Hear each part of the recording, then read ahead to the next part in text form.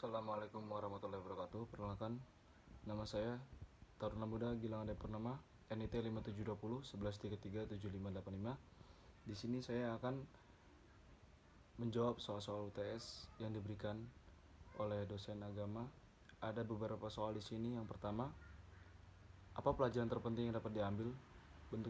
Bentuk ijtihad di era milenial, definisi beribadah, deskripsi fitrah itu seperti apa?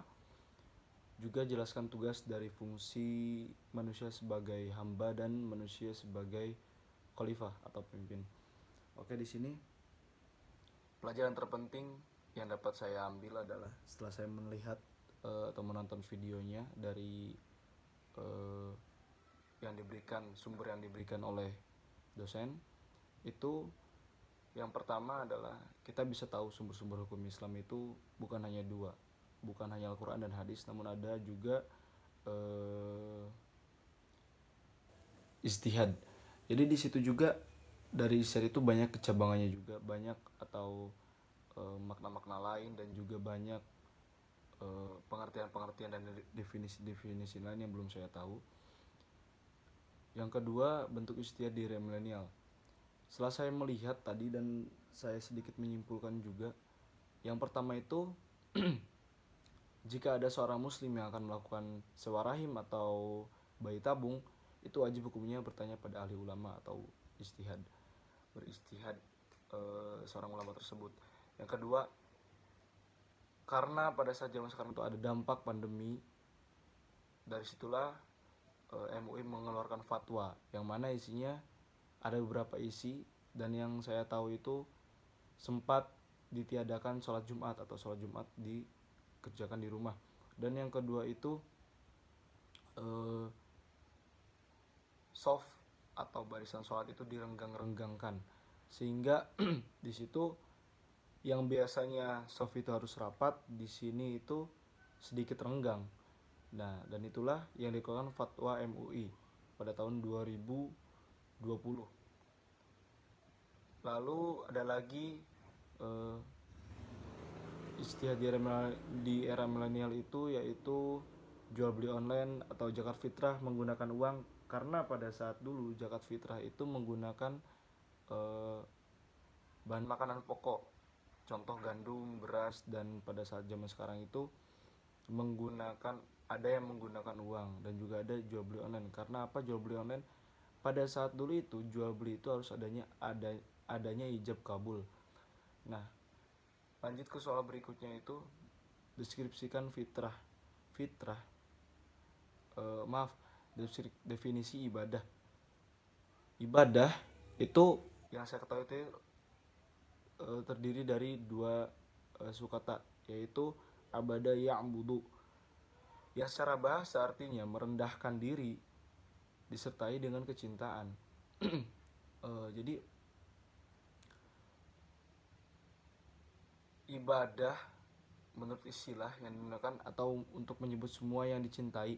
Jadi ibadah itu adalah istilah yang digunakan untuk menyebut semua yang dicintai dan diridhoi oleh Allah, baik berupa ucapan, perbuatan yang zahir maupun yang batin, sehingga manusia itu diberikan akal pikiran oleh Allah.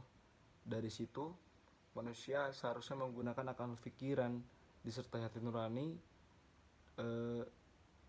untuk melakukan kebaikan, sehingga ibadah sendiri itu mempunyai makna kita itu harus merendahkan diri kepada Allah disertai dengan rasa kecintaan, seperti itu. Lalu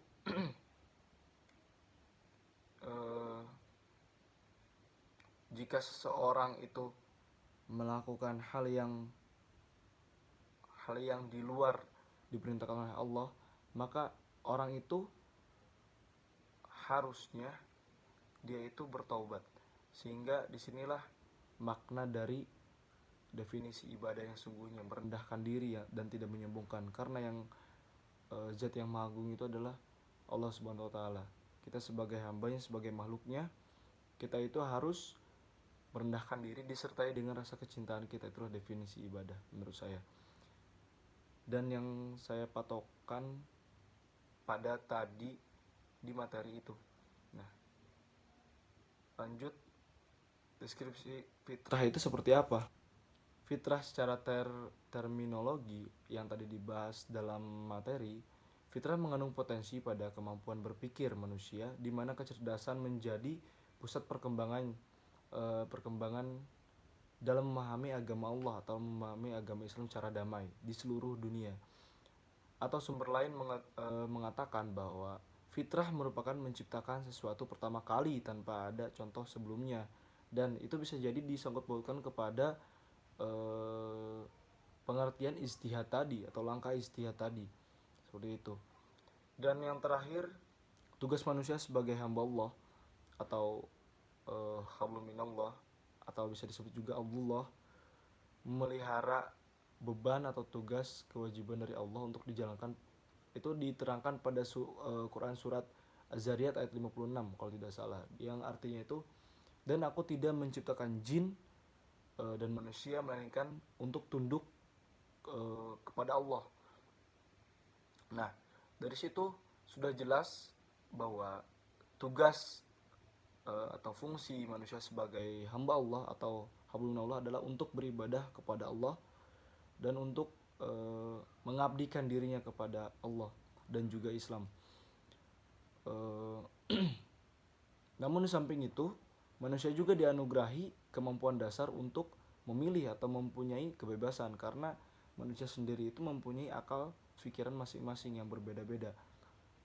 Bisa jadi si manusia ini memilih ke jalan yang benar dan bisa jadi memilih ke jalan yang salah. Itu tergantung dari manusianya, dan itu tercantum pada Quran surat Al-Syam dari ayat 7 sampai 10.